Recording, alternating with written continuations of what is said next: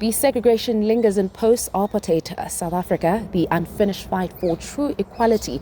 Hello and welcome to the African Diaspora News channel. My name is Vuyo Mgwelo and this is the latest. With 30 years after the official end of apartheid, South Africa continues to battle the legacy of segregation that still shapes the country's social and economic landscape.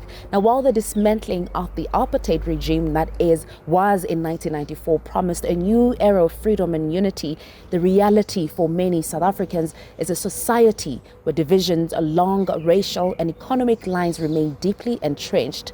Now, despite being legally abolished, the segregation in South Africa has morphed into new forms, most notably in housing, education and employment. Now, in cities like Johannesburg, Cape Town and Durban, the wealthy, predominantly white neighborhoods often coexist with the poorer, predominantly black townships. Now, these stacked divides are a direct consequence of apartheid policies, which systematically excluded black people from economic opportunities and forced them into under-resourced communities. Now, this is an access to quality education is another area where segregation lingers. Now, this historically white schools generally remain better funded and equipped compared to many schools in predominantly black areas, perpetuating a cycle of inequality.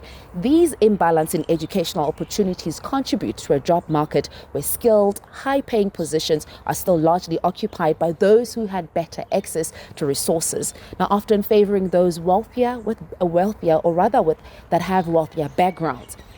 Now, the economic disparity also underscores the ongoing segregation.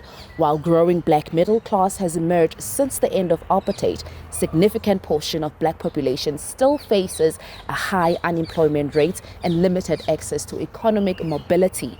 Land ownership remains another continuous issue as efforts to redistribute land taken during apartheid have faced legal and practical challenges. Now, we know that the economic freedom fighters are also one of the parties that linger for bring back the land to black people, and also with the ANC saying this is not how you do it. But then it has been an ongoing battle between these two parties, with the African National Congress and the economic freedom fighters saying that give back the land to black people. And I feel like it's been an ongoing thing. There was a part where 4 years back where they had the economic freedom fighter members go and just decide to build up shacks in an open land, and that land apparently had belonged to a certain family. Now, these are still some of the things that are being argued about when it comes to apartheid. Do we still get back our land back? Do we get to also own, let's say, at 99% of the economy? Because it feels like with the family of